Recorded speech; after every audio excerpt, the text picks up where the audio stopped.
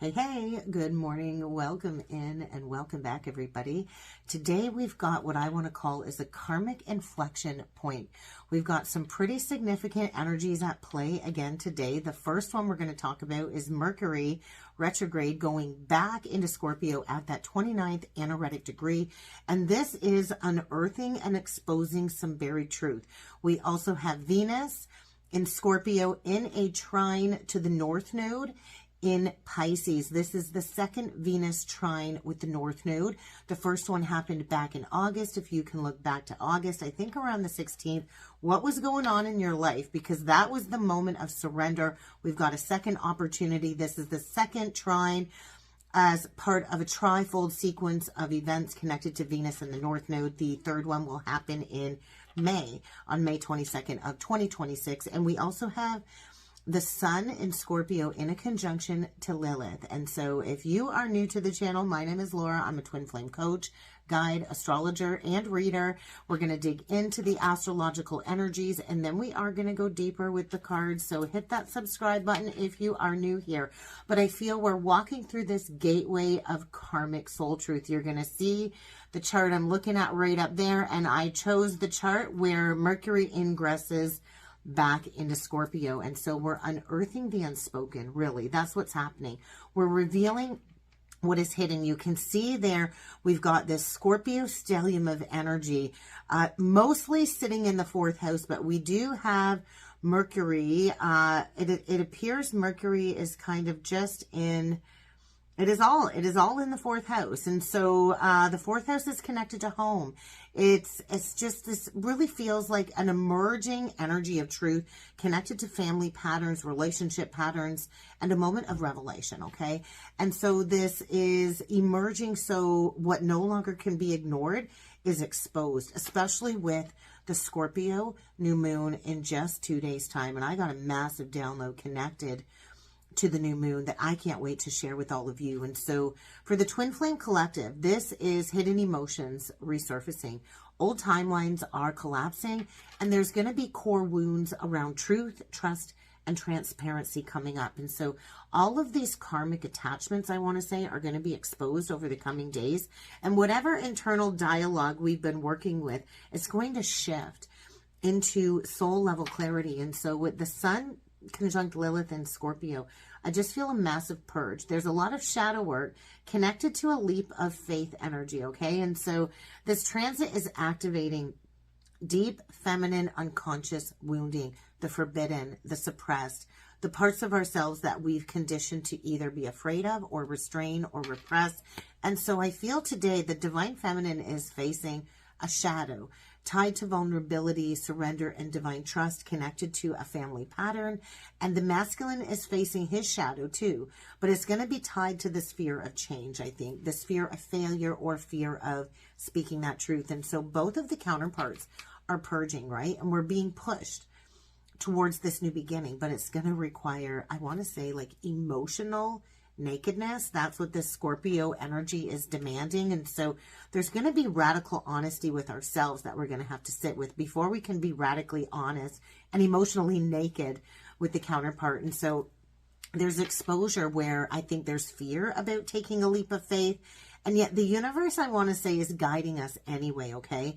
Venus and Scorpio trine the North Node in Pisces. So we do have a grand water trine at play that we'll be completing this week.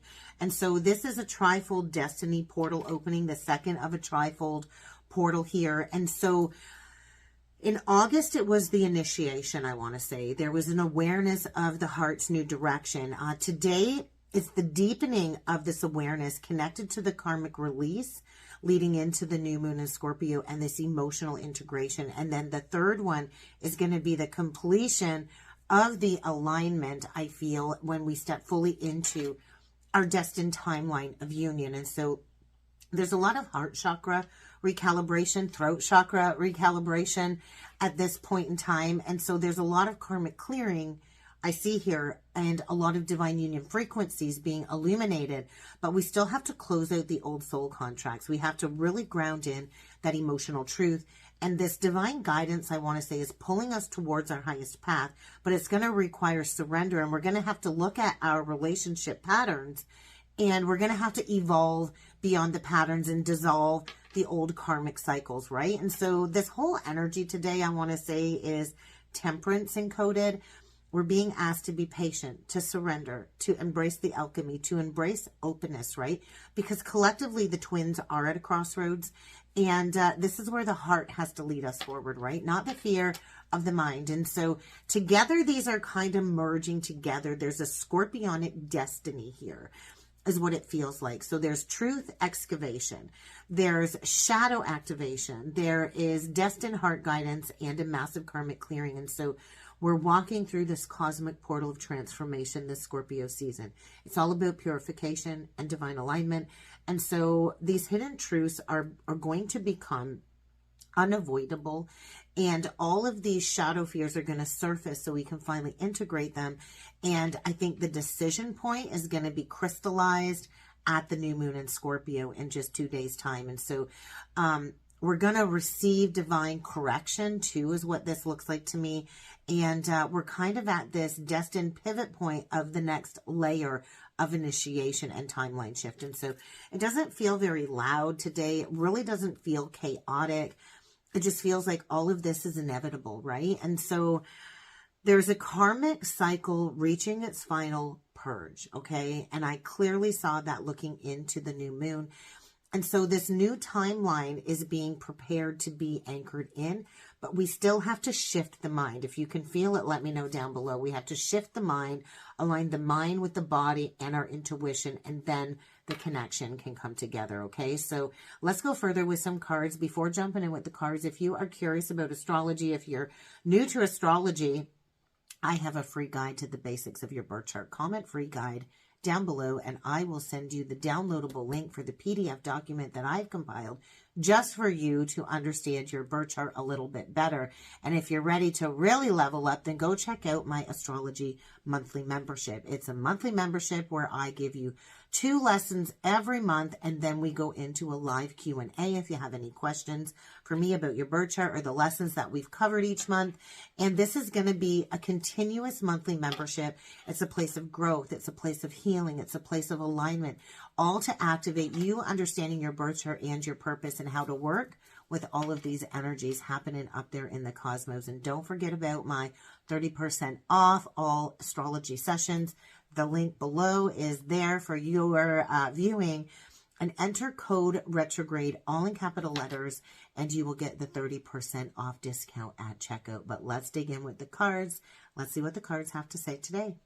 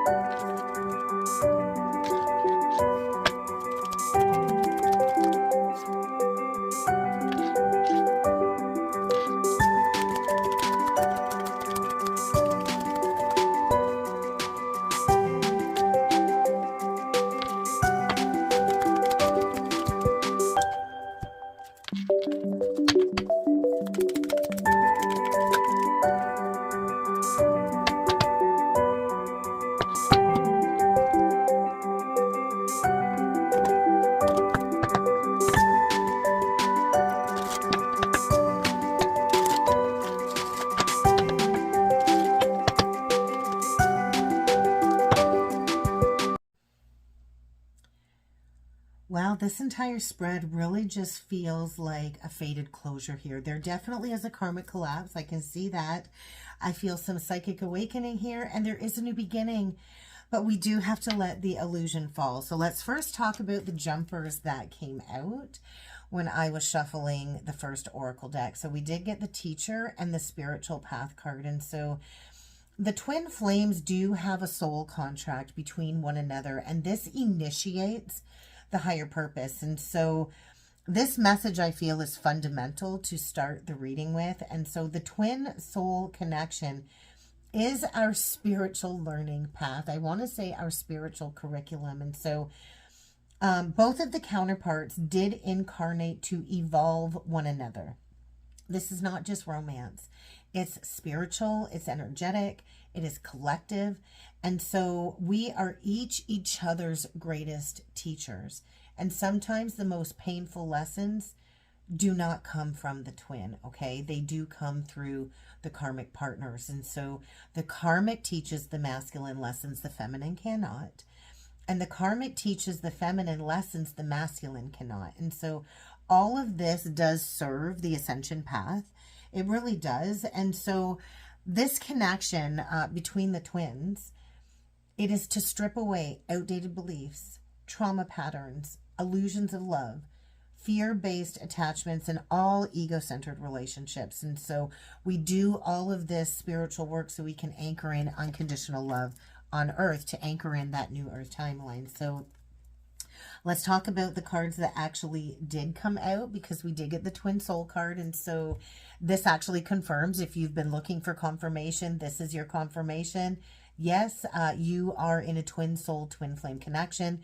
If you've been looking for that sign, yes, this is your counterpart that you have incarnated with this lifetime.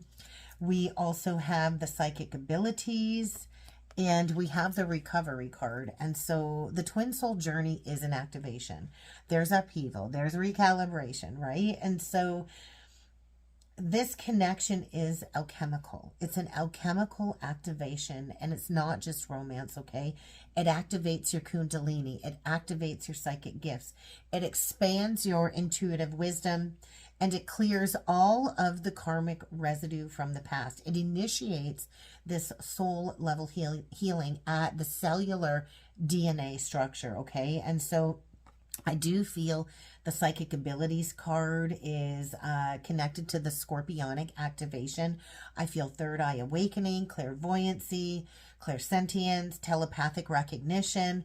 And then the recovery is basically the tower aftermath, right? And so the twin flame activation, it does bring upheaval.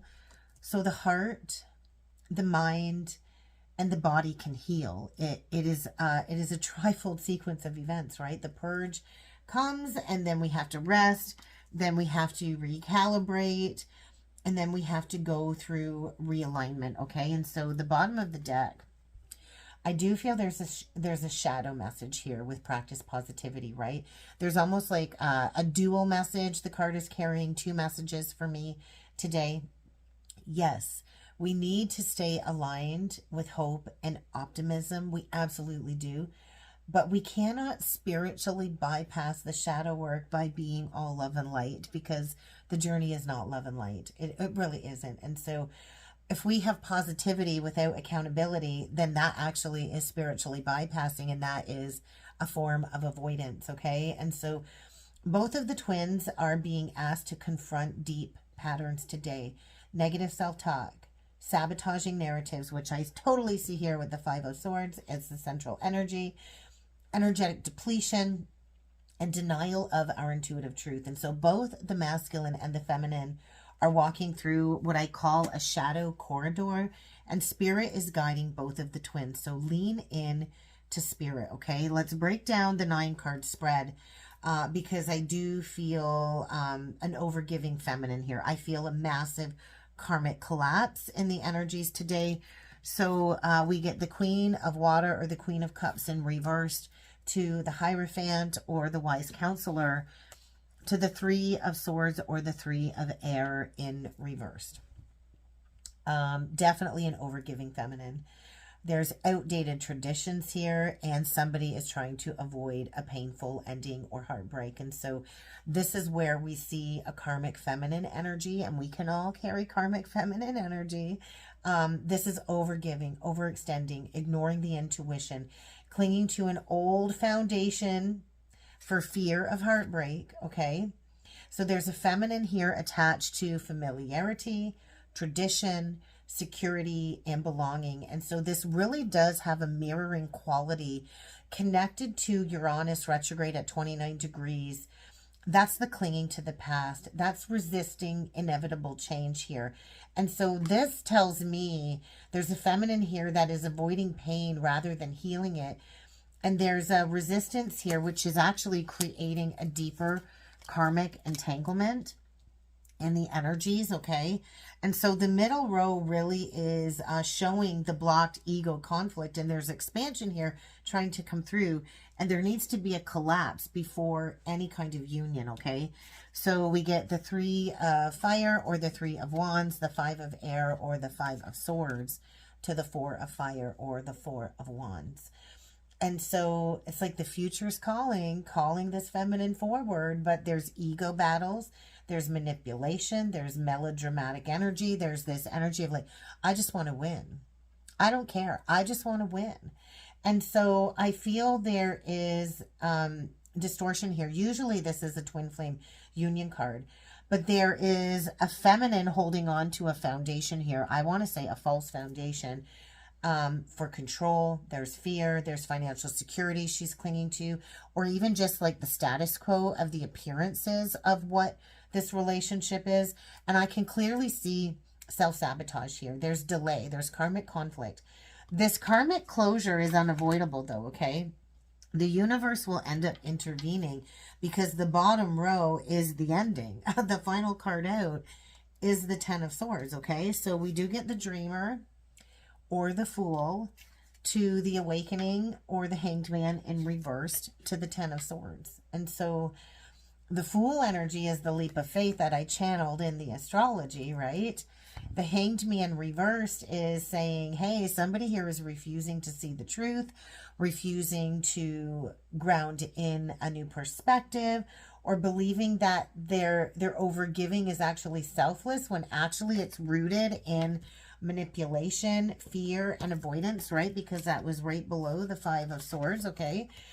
And so there's a painful, unavoidable, divinely timed ending here with the hourglass on the card. And so there is a collapse here. I can clearly see it, of a karmic situation that's reached its spiritual expiration point, and the freedom will come after the ending, okay? The freedom comes after the collapse. So there is a union timeline shift here, but some type of truth has to surface in a karmic cycle, whether it's the feminine holding on to a false foundation or the masculine dealing with a feminine holding on to a false foundation. There's definitely a karmic cycle here, clearly visible in the reading today. Bottom of the deck, Knight of Cups in reverse. Oh, Ace of Coins or Ace of Earth, 6 of Air. Oh my goodness. Queen of Pentacles in reversed, and then the World. There's the completion. There's the karmic cycle completing. Okay, so what I feel here is a loveless situation. There's, we see on the Ace of Earth, it looks like fall, and we are in fall here in the Northern Hemisphere, where almost all of the leaves have fallen off the trees. I actually bagged like 10 bags of leaves on the weekend from my maple tree. But there is the end of something, right? Something needs to fall away. And so there is a masculine here in the connection that feels emotionally withdrawn, maybe making false promises, also in some emotional manipulation. There's just a genuine lack of romantic energy here. And I just feel what is dead must fall away. We can't keep trying to plant a new seed and grow something in contaminated soil when it's supposed to fall away. And there's a need to move on. I want to say escape. I want to say escape. There is a transition here. There's a divine push out of a karmic loop. But I feel with this Queen of Coins reversed, or Queen of Earth reversed to the World, there is a feminine here really struggling with self-worth, really resisting the path of growth, resistance to change. But the World is going to bring that completion regardless, is what I see here.